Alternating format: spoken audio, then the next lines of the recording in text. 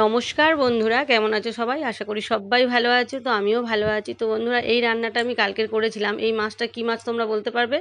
এটাকে আমরা চেঙো মাছ বলি, আবার অনেকে গুলে মাছও বলে। তো তোমরা কী মাছ বলো? আর এর সাথে একটা মাগুর মাছও আছে। তো এইগুলো আমি ফুলকপি আলু দিয়ে সুন্দর করে একটা ঝোল করবো। আর এই যে পুঁই বিটুলি দেখতে পাচ্ছ, এটা পালং শাক মূলো দিয়ে একটা চচ্চড়ি করেছিলাম, কালকের আর কি করেছিলাম। তো চচ্চড়িটা শেষে আমি ভিডিও তুলিনি, ওটা শেষের দিকে করেছিলাম। আর মাছের ঝোলটা আমি এই রেসিপিটা তোমাদের সাথে শেয়ার করব।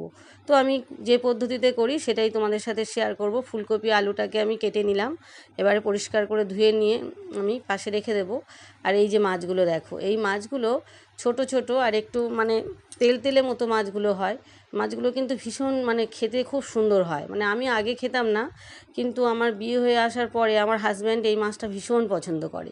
তো ওর জন্য মাঝে মাঝে করি। তো ওর করতে করতে আমিও দু একবার খেয়েছি, খেয়ে আমি দেখলাম খুবই সুন্দর লাগে মাছটা খেতে। ছোট ছোট হলেও খেতে কিন্তু দারুণ লাগে। তো ফুলকপিটা আমি সুন্দর করে কড়াইতে ভেজে নিলাম, হলুদ দিয়ে, একটু হলুদ গুঁড়ো দিয়ে খুব সুন্দর করে ফুলকপিটাকে আমি ভেজে এবার তুলে রাখবো। তারপর আলুটাকেও ভেজে নেব।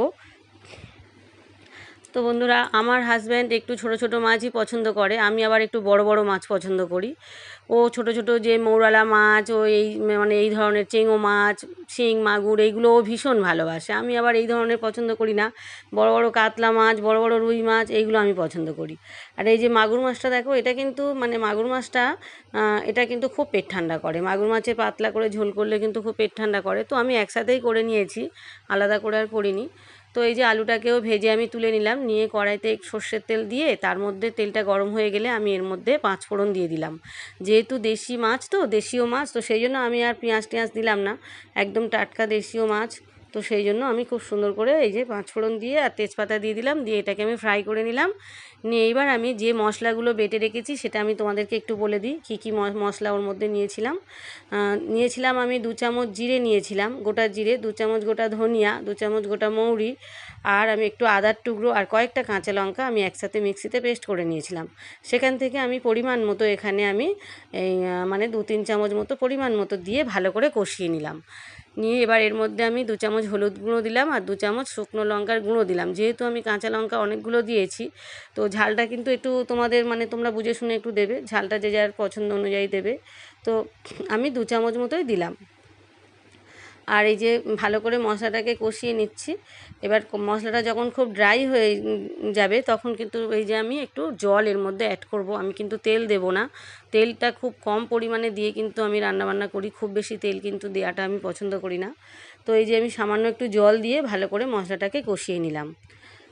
তো দেখো বন্ধুরা, কিছুটা সময় নিয়ে কিন্তু মশলাটাকে কষাতে হবে, মশলার কাঁচা গন্ধটা যতক্ষণ না চলে যায় কষিয়ে যাব। তো এই যে জল দিয়ে দিয়ে ভালো করে মশলাটাকে কষিয়ে নিয়ে এইবার আমি ওই যে ফুলকপি আর আলু যেটা ভেজে রেখেছিলাম সেটা আমি এর মধ্যে অ্যাড করে দেব, দিয়ে তারপরে পরিমাণ মতো আমি জল এর মধ্যে দিয়ে দেব।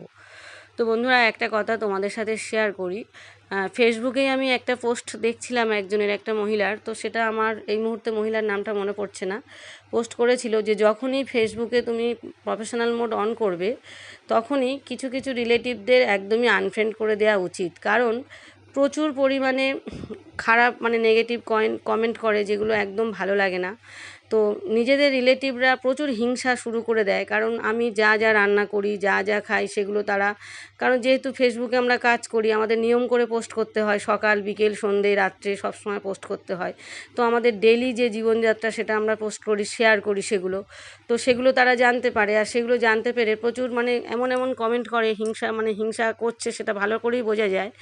তো সেই জন্য সেই মহিলা বলেছিলেন যে যখনই প্রফেশনাল মোড অন করবে, তখনই কিন্তু রিলেটিভদের একদম আনফ্রেন্ড করে দিয়ে তারপরে প্রফেশনাল মোড অন করবে। তো এখন কথাটা আমার খুব মনে পড়ছে, ঠিকই বলেছিলেন মহিলা।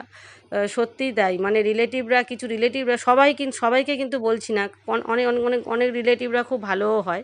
তো কিছু রিলেটিভ আছে এত হিংসা, তাদের মনে কি খাচ্ছি না খাচ্ছি, কি পড়ছি না পড়ছি, সবই তো দেখতে পাচ্ছে। তো সেই নিয়ে এমন কথাবার্তা কমেন্ট করে, এমন বলে, যেটা ভীষণ খারাপ লাগে। তো সেটা আমি মন থেকে মেনে নিয়েছি, জানি উপরে উঠতে কেউ সাহায্য করে না, কিন্তু নিচে নামিয়ে দিতে প্রত্যেকেই খুব মানে ভালো পারে। তো সেই জন্য হিংসা করুক, তাদের হিংসায় আমার জয় হবে আশা করি, ভগবানের কাছে এটাই কামনা করি যে হিংসা করুক। অনেকেই হিংসা কমেন্ট করে, আমি বুঝতে পারি যে প্রচুর পরিমাণে হিংসা করছে, কিন্তু এখন আমি ওগুলার গায়ে মাখি না। প্রথম আমার খুব খারাপ লাগতো। তো মাগুর মাছটা ভীষণ ফাটছিল বলে আমি একটু ঢাকা দিয়ে ভেজে নিয়েছি বন্ধুরা। দেখো মাগুর মাছ কিন্তু খুব ফাটে, তো একটু ঢাকা দিয়ে ভাজলে আর ফাটবে না। তো এতে জল দিয়ে দিলাম, এই যে তরকারিটা জল দিয়ে এবার একটু লবণ দিয়ে এটাকে আমি ঢাকা দিয়ে দেবো। তো কিছুক্ষণ ফোটার জন্য টাইম দেবো, সেদ্ধ হওয়ার জন্য। তো কিছু কমেন্ট বন্ধুরা আসে, আমি বুঝতে পারি। তো সবাইকে তো আনফ্রেন্ড করে দেওয়া সম্ভব নয়, কারণ প্রচুর রিলেটিভ আমাদের পেজে থাকে, মানে আমাদের পেজে আমাদের অনেক কাছের মানুষরাও থাকে। তো সবাই তো আর খারাপ নয়, অনেকেই অনেক ভালো ভালো কমেন্ট করে, ভীষণ উৎসাহ দেয়, অনেকে ভালো ভালো প্রশংসা করে এবং ভালোবাসে মন থেকে তারা। আবার কিছু রিলেটিভ আছে তারা প্রচণ্ড হিংসা করে, প্রচণ্ড মানে জলে তাদের কি খাচ্ছি না খাচ্ছি, কি পড়ছি না পড়ছি তাদের সব সময় লক্ষ্য, এবং তারা সেগুলো নিয়ে খুব মানে খারাপও কমেন্ট করে, যেগুলো সবই আমাদের মানিয়ে নিতে হয়। যেহেতু আমরা ফেসবুকে কাজ করি, আমাদের পোস্টগুলো সবাই দেখতে পায়, আমাদের সব কিছুই মানে জানতে পারে তারা, কিন্তু তাদেরগুলো আমরা তো সবসময় জানতে পারি না, তারা কি খাচ্ছে না খাচ্ছে, কি পড়ছে না পড়ছে, আমরা তো সব জানতে পারছি না। তো সেই জন্য আমরা সেইভাবে তাদেরও কিছু বলতে পারি না। তো বন্ধুরা এই যে দেখো মাছগুলো আমি দিয়ে দিলাম। এবার মাছগুলো যেহেতু একটু শক্ত, তো সেই জন্য আমি মাছগুলো দিয়ে একটু ঢাকা দিয়ে দিলাম। তো এবার মাছগুলো একটু সেদ্ধ মতো নরম মতো হয়ে গেলে, আর এই ফুলকপি আলুটাও তো পুরো সেদ্ধ হয়ে গিয়েছে। তো এবার দেখো ঝোলটা কিন্তু আমার রেডি হয়ে গিয়েছে। তো একটু ধনেপাতা কুচি থাকলে একটু ওপর থেকে ছড়িয়ে দিলে ভালো লাগতো আরও, তো সেটা আমার কাছে ছিল না বলে আমি দিতে পারিনি। তো ঝোলটা কিন্তু আমার পুরো রেডি। এই যে চেঙো মাছ বা এই যে মাগুর মাছ একসাথে দিয়ে আমি ঝোলটা পাতলা করে করেছি। ঝোলটা কিন্তু অসম্ভব সুন্দর খেতে হয়েছে।